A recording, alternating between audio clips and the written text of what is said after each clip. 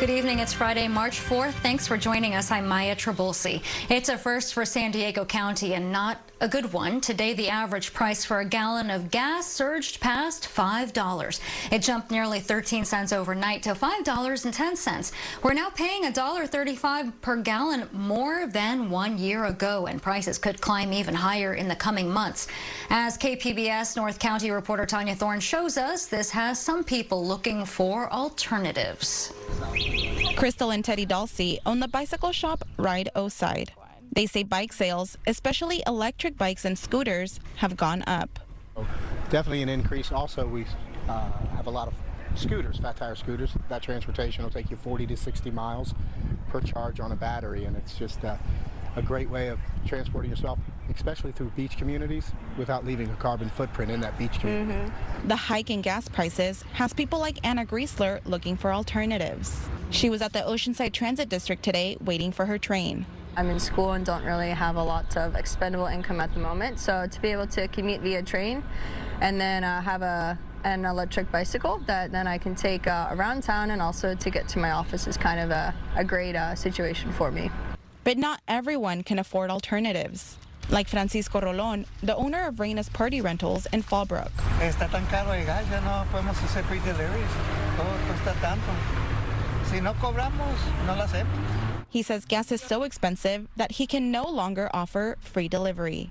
He pumped $70 and it got him half a tank. Tanya Thorne, KPBS News. Russia is upping the ante in its attacks against Ukraine, with troops taking over a nuclear power plant. A senior defense official says the U.S. is deeply concerned about Russia's intentions. Isabel Rosales reports on Washington's response and the outrage from NATO. Worldwide alarm as Russian forces attacked Europe's largest nuclear plant on Thursday, according to Ukrainian nuclear officials. The world narrowly averted a nuclear catastrophe last night. A fire at a nearby building has been extinguished, and there doesn't appear to be any radioactive leakage. The facility remains under Russian control, with plant managers working at gunpoint. The Kremlin should immediately cease all attacks around Ukrainian nuclear facilities and allow civilian personnel to do their work to ensure the facility's safety. This new video shows the aftermath of a Russian strike to an apartment building north of the capital city of Kyiv. To the southeast in Mariupol, no water, no power after Russian attacks. Ukrainians in Odessa form a human chain, filling up sandbags to protect their city. Meanwhile, the head of NATO accusing Russia of using widely banned cluster bombs. What we see is heinous. It's a brutality. It's killing of civilians we haven't seen since the Second World War in Europe. At home, the Biden administration is disputing criticism from lawmakers that it's not sharing battlefield intelligence fast enough. U.S. officials insist they are sharing intelligence with Ukraine at a frenetic pace. We have been providing a historic amount of security assistance. In Washington, Isabel Rosales, KPBS News. A local company is helping many of their employees based in Ukraine, including one who is now stranded in the U.S. KPBS reporter Kitty Alvarado has the story. We're so scared. For over 30 employees of Blueboard who are based in Ukraine, the reality on the ground is dangerous and uncertain. Among them, Katya, who is now living in an underground shelter with her boyfriend and dog. I cried from time to time. I don't know how many times per day. Russia's invasion has put everything in limbo. So dangerous. It's so scary. When we go to toilet, second floor, we hear bombs. For her boyfriend, even a simple trip to the grocery store is a life and death situation. He takes shooter and go and knife. But not all employees are stuck in Ukraine. For some, it's the opposite. Software engineer Anton Sukhonosenko says he was just heading home from a business trip with Blueboard last week. He was sitting on a plane when passengers were told they had to get off. The personnel told me that the flight is canceled and the sky over Ukraine is closed.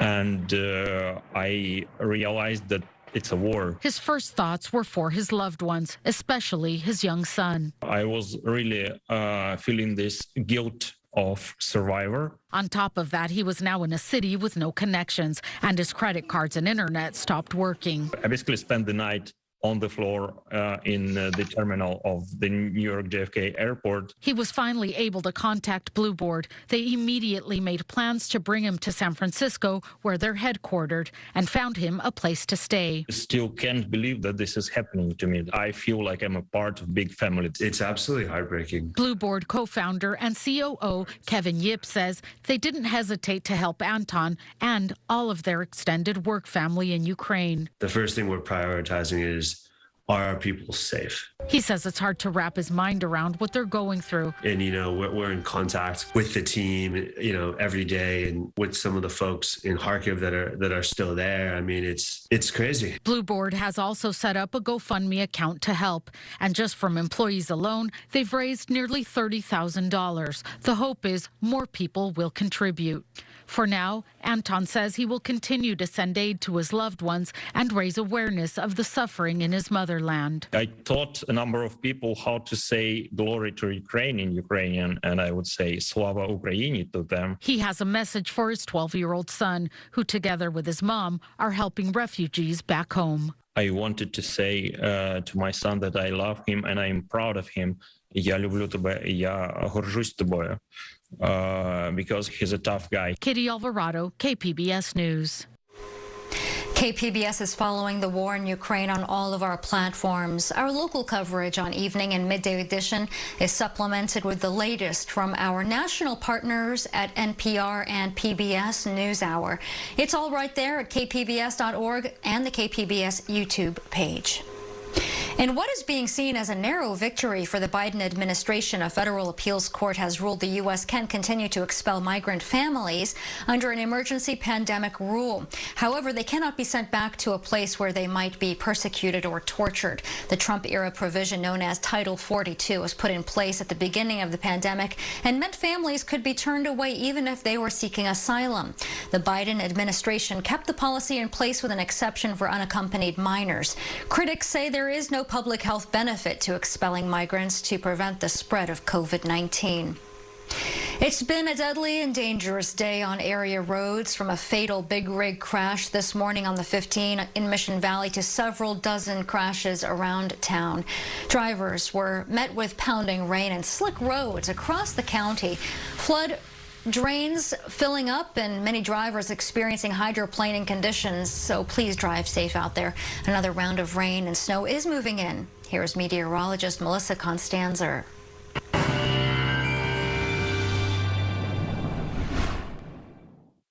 Getting set for another storm. That's kind of the big story as we go into the weekend here. We are going to be talking about more rain and even some mountain snow showers.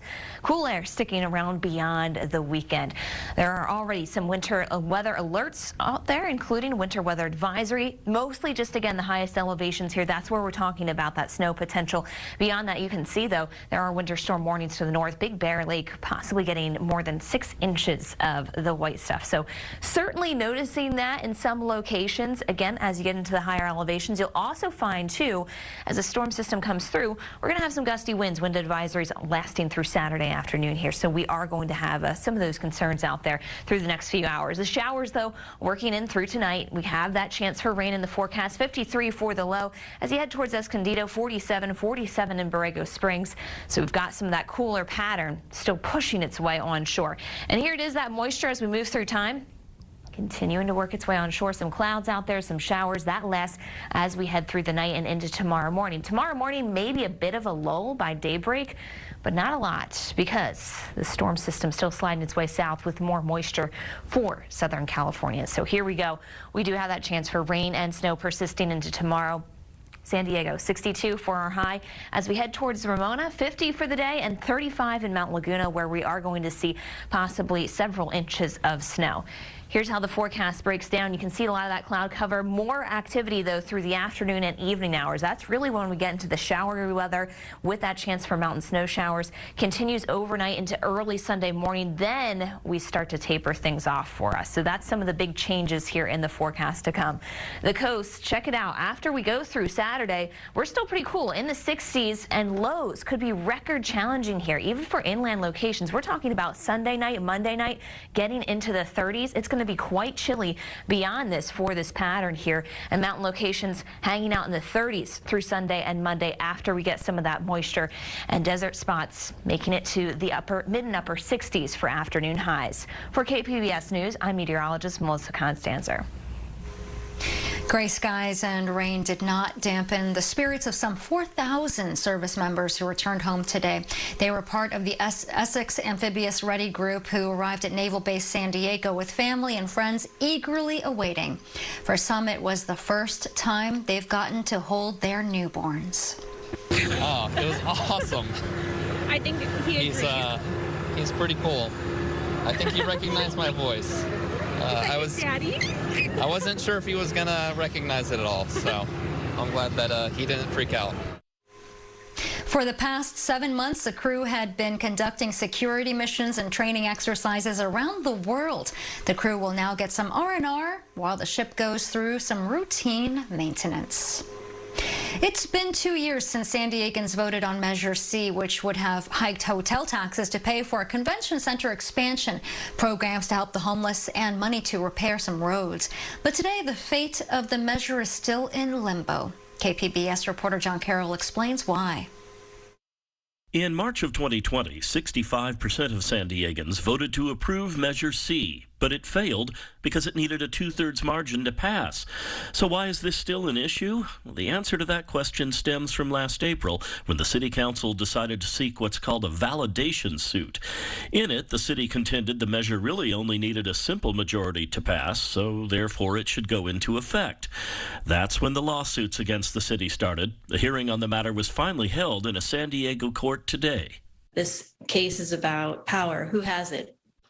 Is it the people or is it the politicians? Andrea Guerrero says the answer is clear. It's the people. She says the city violated the trust of voters by waiting a full year in violation of state law to declare the results of the election. Guerrero says that should have happened in April of 2020. She says Alliance doesn't take a position on the merits of Measure C or whether it should have required a 2/3 or a simple majority.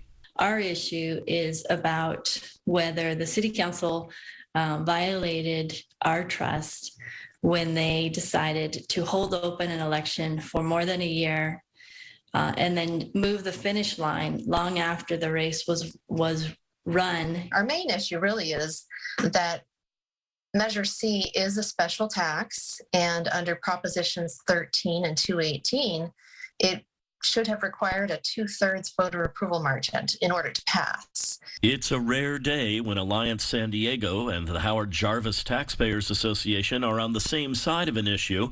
They're suing the city for different reasons, but senior staff attorney Laura Doherty also says Alliance is correct on the issue of ballot integrity and voter trust. There was a long-standing case from 1956 that did say that you cannot tell the voters one vote margin in the ballot materials and then pass the measure on a different vote margin later. The city's case is being argued by the city attorney's office. They told us they don't comment on pending cases. The judge took this one under consideration, but no matter which way he decides, the losing side is sure to appeal, and it's likely this case will eventually make its way to and be decided by the California Supreme Court. John Carroll, KPBS News. A huge jump in jobs over the past month, but there are some challenges ahead. SDSU's Mira Kopik breaks down the numbers in the Friday Business Report.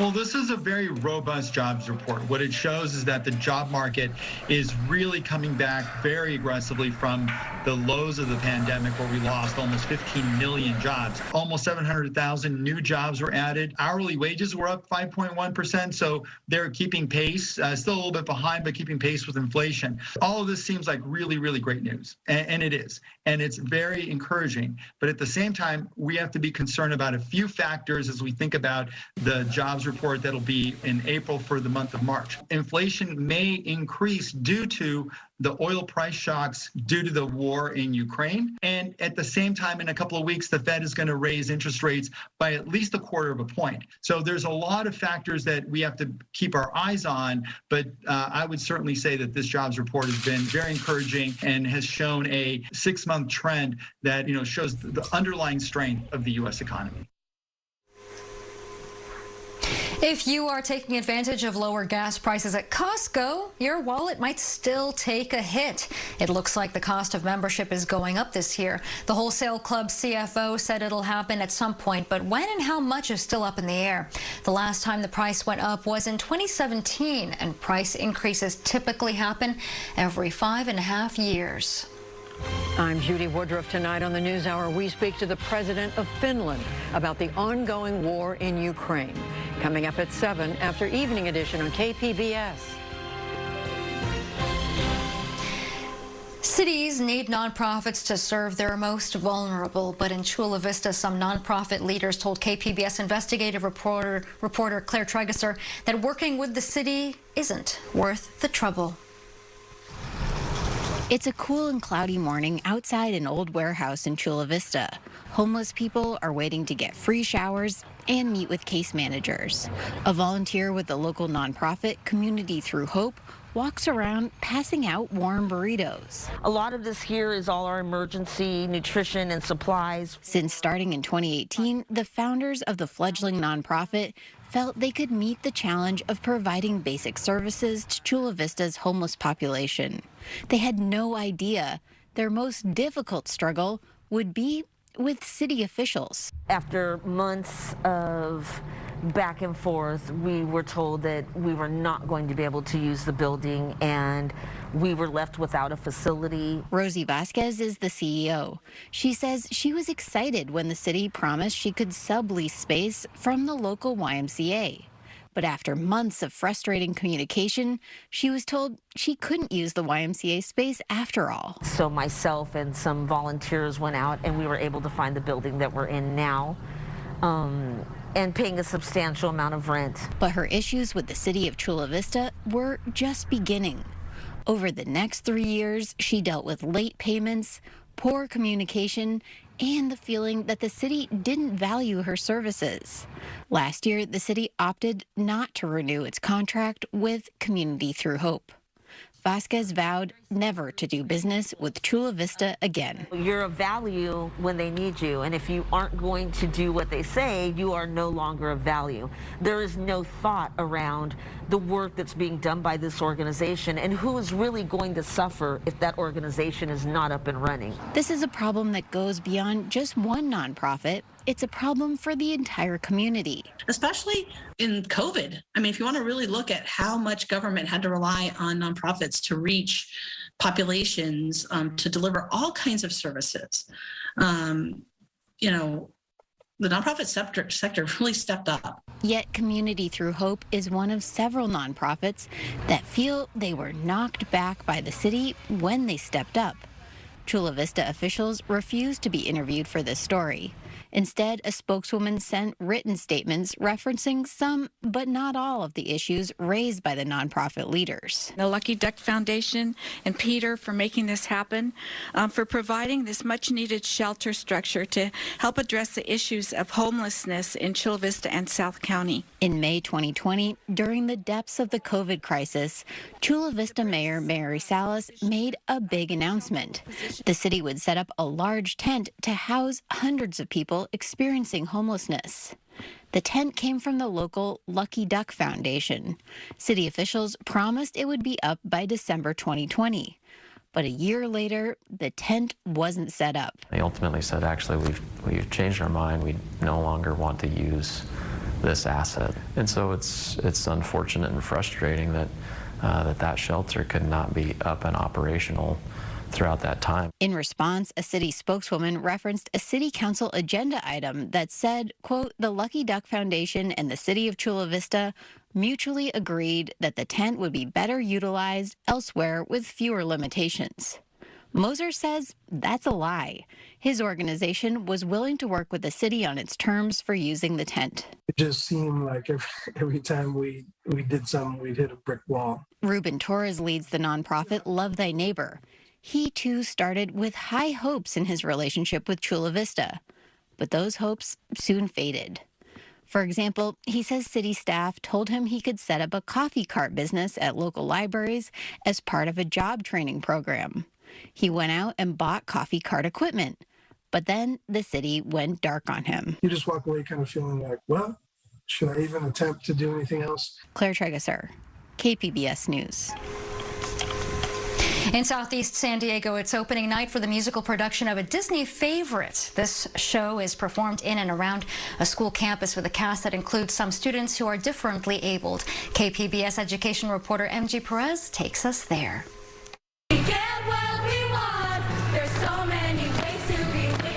It's almost showtime here on the campus of Kip Adelante Preparatory School, where Disney's Descendants the Musical is just hours away from opening.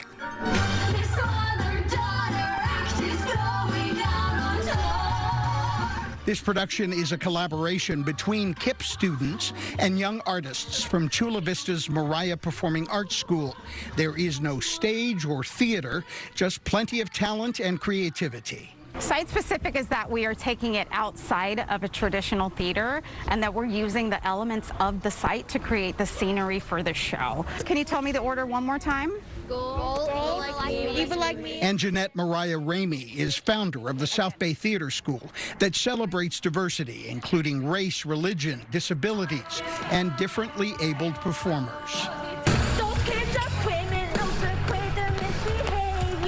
Julian Garcia is one of the students living on the spectrum of special needs.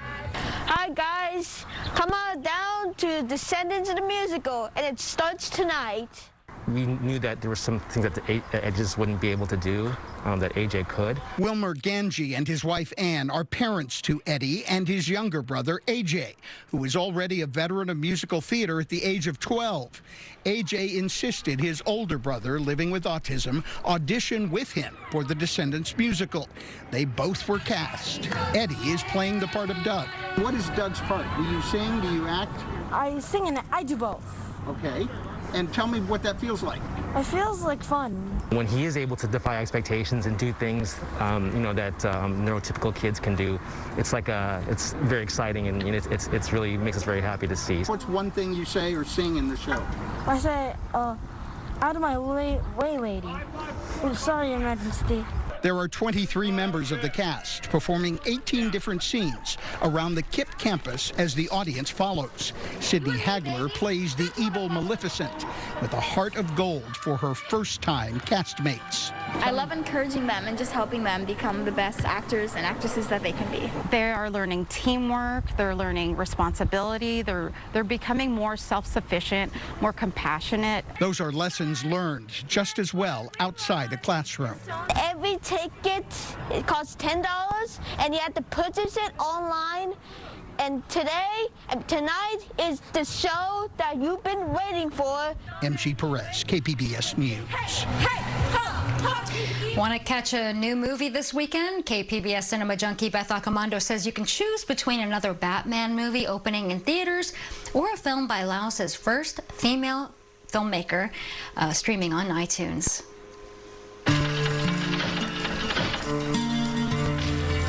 Fear is a tool. When that light hits the sky, it's not just a call. It's a warning. Matt Reeves' The Batman starts well, like a superhero film noir with a hard-boiled voiceover, shadowy visual style, and morally ambiguous landscape of crime and corruption. It can be cruel, poetic, or blind. We get Batman as a detective trying to solve the riddle of a masked serial killer. this movie serves up an underworld of mobsters and crooked cops rather than supervillains in iconic costumes. It's a dystopian world, but it doesn't feel that far off from reality. Then, the film wears out its welcome with multiple plot twists that it thinks are clever. Oh, you're really not as smart as I thought you were. At nearly 3 hours long and with a rambling script, The Batman feels like multiple movies crammed into one, and only the first one proves effective.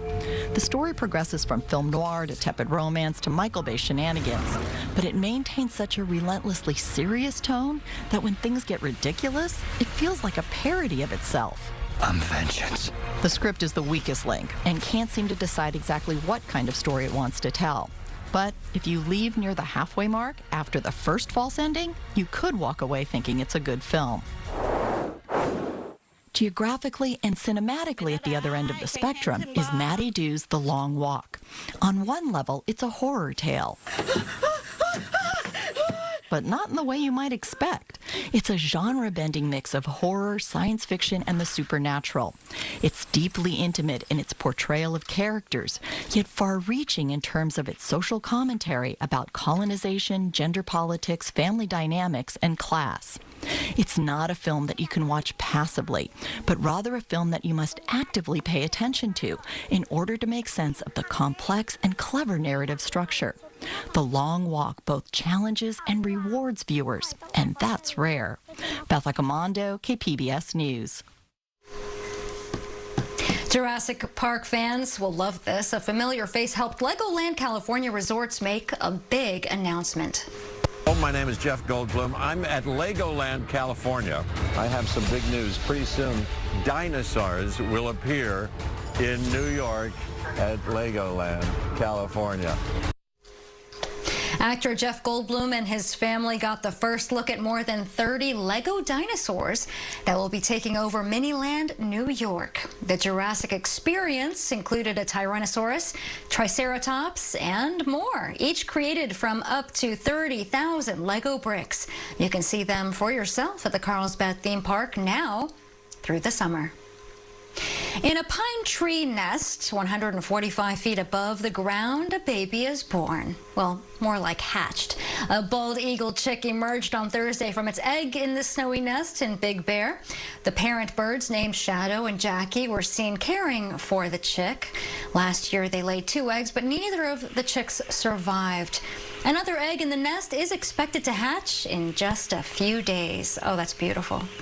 You can find tonight's stories on our website, kpbs.org. Thanks so much for joining us. I'm Maya Trabulsi. Have a great weekend.